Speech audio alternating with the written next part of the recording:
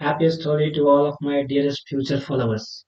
Hello, myself Gautam Pandey, and welcome to my Sri Pandey classes. So now I am going to start my first lecture, which is going to be important for class 12 students, especially for commerce students जो इस बार JAC board के exam देने वाले हैं। तो चलिए मैं आपको इस बता दूं कि इस वीडियो में क्या क्या आपको मिलेगा।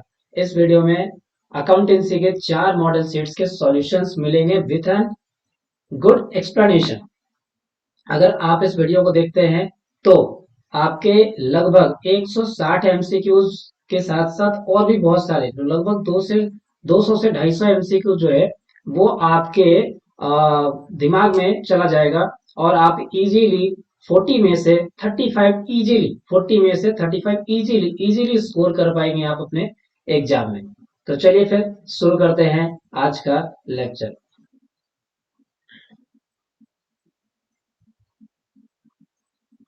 थंबनेल देख लीजिए, हमारा अकाउंटेंसी सॉल्यूशन जो है आपका।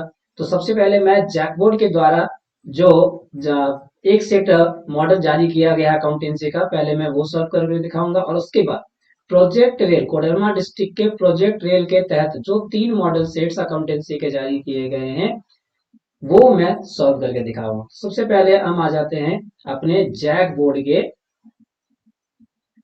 मॉडल पे। तो देखिए ये है हमारा जैक बोर्ड का मॉडल, झारखंड शैक्षिक अनुसंधान एवं प्रशिक्षण परिषद रांची झारखंड मॉडल प्रश्न पत्र। 1.5 घंटे का आपका ये एमसीक्यू होने वाला है और 1.5 घंटे का आपका सब्जेक्टिव होने वाला है। तो मैं आपको इस वीडियो में 4 मॉडल सेट सिर्फ एमसीक्यूज बताने वाला हूं और मैं नेक्स्ट वीडियो में जो है वो आपके लिए सब्जेक्टिव क्वेश्चंस का सॉल्यूशन भी मैं लेकर आने वाला हूं। तो चलिए सबसे पहले आज हम अकाउंटेंसी का 4 मॉडल सेट्स में पहला जैक का मॉडल सेट का शुरुआत करते हैं एमसीक्यूज के साथ।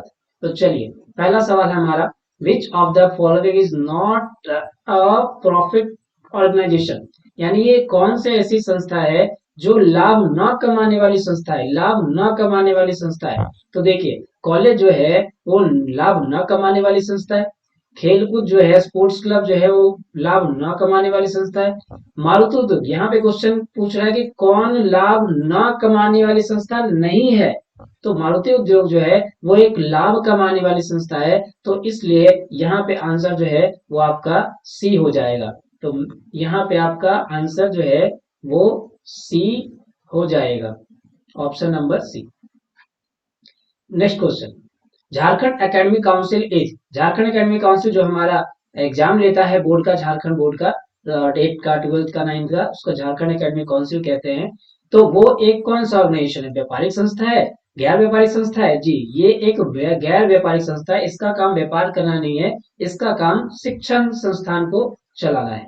आगे बढ़ते हैं, पार्टनरशिप एग्रीमेंट करनी, आपने पढ़ा होगा पार्टनरशिप अकाउंटिंग। तो उसमें जो है जब 2 या 2 से अधिक व्यक्ति मिलकर किसी काम को करने के लिए आते हैं तो कहीं ना कहीं उन लोगों में क्या होता है, कहीं ना कहीं आपस में एक समझौता होता है, बातचीत होता है, उसे ही अग्रीमेंट कहते हैं। तो वो अग्रीमेंट ओरल भी हो सकता है, रिटन भी हो सकता है, इसलिए ये आंसर जो है ऑप्शन सी होगा। Question number 4, in an ordinary, सामान्यतः पार्टनरशिप में मिनिमम कितने नंबर्स होंगे? मिनिमम नंबर्स पूछ रहा है लेकिन ऑप्शन में यहाँ पे कहीं भी मिनिमम नंबर नहीं होगा, इसका आंसर होगा आपका 2, क्योंकि एक पार्टनरशिप करने के लिए कम से कम 2 मेंबर्स आपको चाहिए होते हैं। तो यहाँ पे जो ऑप्शन दिया उसके अकॉर्डिंग यहाँ पे मैक्सिमम होना चाहिए। तो अगर आपसे कोई पूछे एग्जाम में पूछे, कोई जैकबोर्ड पूछेगा आपसे, तो क्या पूछेगा कि पार्टनरशिप में मैक्सिमम कितने नंबर्स के पार्टनर्स हो सकते हैं? तो 50 हो सकते हैं। अगर मिनिमम पूछे तो याद रखिएगा 2 हो सकते हैं। क्वेश्चन नंबर 5, गुडविल इज क्या है? गुडविल क्या है? तो भैया गुडविल एक इंटेंजिबल एसेट है जिसे हम देख नहीं सकते, छू नहीं सकते हैं, बट एक मार्केट में रेपुटेशन होता है और एक बार बिजनेस का रेपुटेशन बन जाता है तो वो प्रॉफिट बहुत सालों तक कमाता है। तो गुडविल एक इंटेंजिबल एसेट है जो लंबे समय तक बिजनेस को फायदा देता है। क्वेश्चन नंबर 6 में आते हैं, कहता है पिछले 3 वर्षों के लाभ थे 6,000, 13,000 और 8,000, ख्याति मूल्य औसत लाभ के 2 वर्षों के क्रय पर क्या होगा?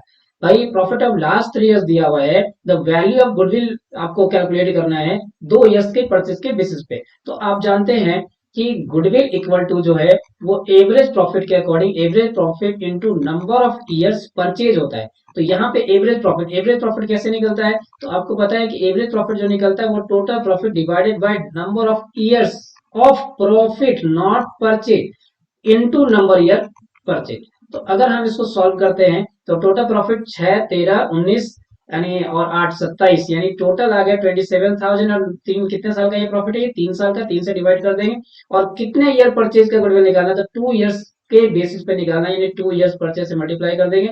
इसको आप काटेंगे तो आ जाएगा 9,000, इंटू 2 करेंगे तो आ जाएगा आपका 18,000। तो इसका आंसर क्या होना चाहिए? आपका डी ऑप्शन 18,000 आंसर होना चाहिए। क्लियर है? समझ में आया आपको? चलिए question number 7। For the firm interest on drawing. Drawings क्या होता है? जो ओनर अपने पर्सनल एक्सपेंसेस के लिए, घर के खर्चे के लिए जो बिजनेस से पैसा निकालता है उसको ड्राइंग्स कहते हैं। और उस पे जो ब्याज मिलेगा वो फर्म के लिए, बिजनेस के लिए क्या कहलाएगा? इनकम कहलाएगा। क्वेश्चन नंबर 8 में आगे बढ़ते हैं। Y and share profit in the ratio of 2:3. Now they decided to share profits equally in which partner will sacrifice in which ratio. कहता है कि एक्स और वाई पार्टनर्स है 2:3 रेशियो में, 2/5 3/5 में। नाउ दे डिसाइड, अब ये जो है आगे के रेशियो में, यानी कि आगे का यानी प्रॉफिट जो है वो इक्वल में बांटेंगे। यानी कि ये ओल्ड है, ये न्यू रेशियो दिया हुआ है आपका। उसके बाद अगर आप देखें तो क्या कहता है? सैक्रिफाइस निकालने कहता है। तो आपको पता है कि sacrifice ratio equal to old ratio minus new ratio होता है। तो यहाँ पे आप एक्स का सैक्रिफाइसिंग और वाई का सैक्रिफाइसिंग निकाल देंगे। तो एक्स का आपका ओल्ड रेशियो कितना दिया हुआ है? 2/5 दिया हुआ है। और वाई का जो है वो 3/5 दिया हुआ है। माइनस करेंगे 1/2, माइनस करेंगे 1/2। तो 5 2 का एलसीएम 10, 5 2 का एलसीएम 10 आ जाएगा। और आपका यहाँ पे कितना हो जाएगा?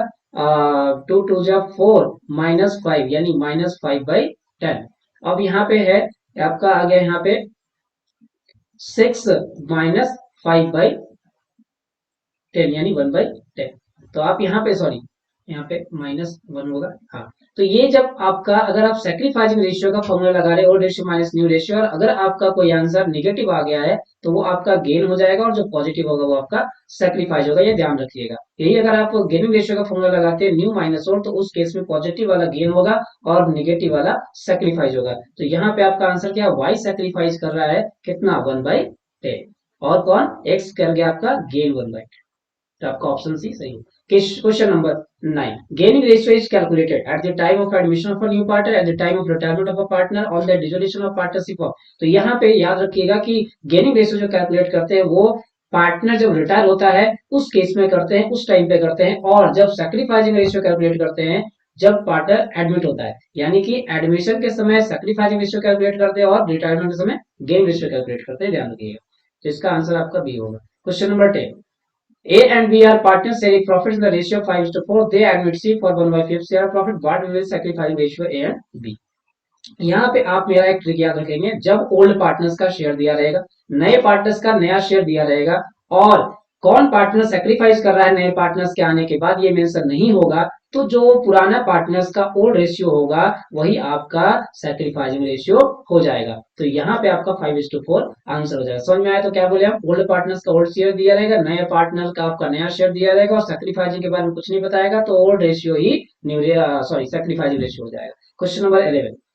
On the admission of a partner, on old firm dissolve, old partnership dissolve, both old partnership and firm dissolve, neither firm nor partnership dissolve। देखिए, पार्टनरशिप अग्रीमेंट यानी बातचीत में, समझौता में किसी भी प्रकार से चेंजेस होता है तो वहां पे आपका पुराना फर्म डिसॉल्व हो जाएगा और नया पार्टनरशिप क्रिएट हो जाएगा।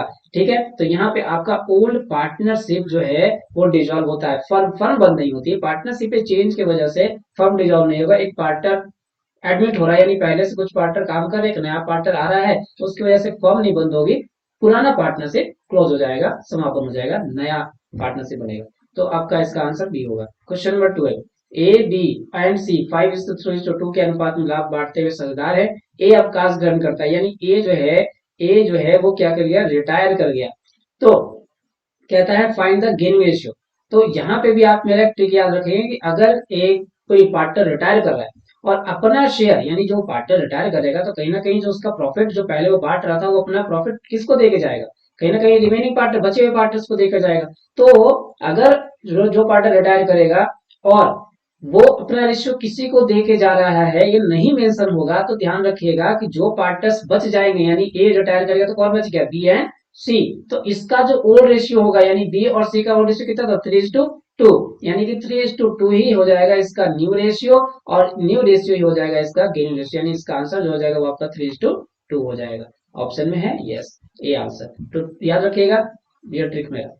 Question number 30, the old profit sharing ratio among R S and T were 2:2:1 यानी 2/5 2/5 1/5। ये मैं कैसे बोल रहा हूँ, जितने भी आपके रेशियो रहेंगे ये आपके उन सबको ऐड कर दीजिएगा, वो आ जाएगा आपका टोटल डिनोमिनेटर, है ना। तो 2:1 यानी कि 2+2+1 5 यानी 2/5 2/5 1/5।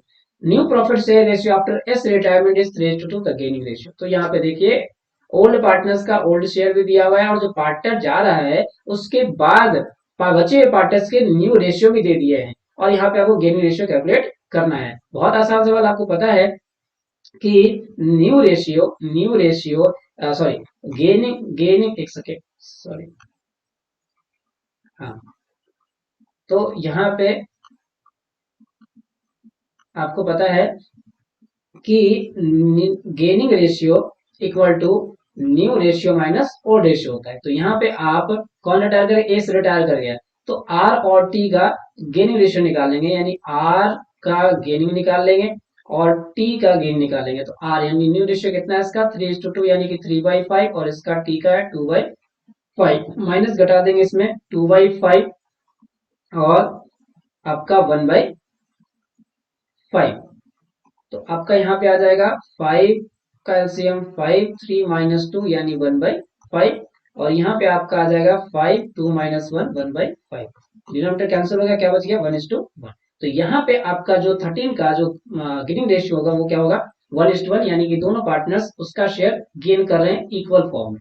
आगे, how is goodwill recorded at the time of retirement of partner. जब एक पार्टनर रिटायर करता है तो उस केस में गुडविल की क्या रिकॉर्डिंग होती है, क्या एंट्री होती है। देखो, तो पार्टनर जब जाएगा तो वो अपना गुडविल लेकर जाएगा, यानी फर्क उसके अकाउंट में उस गुडविल को अमाउंट को क्रेडिट कर देगा। तो रिटायरिंग पार्टनर तो क्रेडिट होगा, तो देखिए रिटायरिंग पार्टनर यहाँ भी क्रेडिट है और रिटायरिंग पार्टनर यहाँ भी क्रेडिट है। अब बचा यहाँ पे क्या कि यहाँ पे रिमेनिंग पार्टनर्स कैपिटल अकाउंट है और यहाँ पे गेनिंग पार्टनर्स कैपिटल अकाउंट होगा। बुक में आपका दोनों दिया होगा, लेकिन लॉजिकली सही कौन सा होगा, ऑप्शन सी। क्यों, क्योंकि जो पार्टनर गेन करता है यानी कि जो पार्टनर जा रहा है वो अपना शेयर जिसे देकर जाएगा वही उस रिटायरिंग पार्टनर को गुडविल देगा। तो यहाँ पे gaining partners capital account debit to retiring partners capital account सही आंसर होगा। ठीक है, बहुत सारे टीचर बहुत सारे जो है बुक में आपको ये भी मिलेगा remaining partners capital to retiring partners, लेकिन सारे बचे हुए पार्टनर पुरान जो पार्टनर रिटायर कर रहा है उसका शेयर अक्वायर नहीं करते हैं और वो उसका शेयर गेन नहीं करते हैं, इसलिए वो गुडविल भी रिटायरिंग पार्टनर को नहीं देंगे। तो जो पार्टनर गेन करेगा वही रिटायरिंग पार्टनर को गुडविल देगा। तो आंसर होगा आपका gaining partners to retiring partners. Clear है, थोड़ा वीडियो लंबा बनेगा लेकिन आपको समझ में आएगा और आप इसके अलावा भी अगर क्वेश्चंस इससे मतलब कि रिलेटेड क्वेश्चंस आएंगे तो आप एग्जाम में कर पाएंगे, है ना। चलिए question number 15, how is going ratio calculated. तो गेनिंग रेशियो कैसे, अभी हमने ऊपर देखा था new ratio minus old ratio. Next, on the date of a partner in a form the final payment are made through capital account executive account current account loan account. तो जब partner मर जाता है तो उसका जो नॉमिनी होता है यानी जो लीगल रिप्रेजेंटेटिव होता है उसको एक्जीक्यूटर कहते हैं, एग्जीक्यूटर कहते हैं।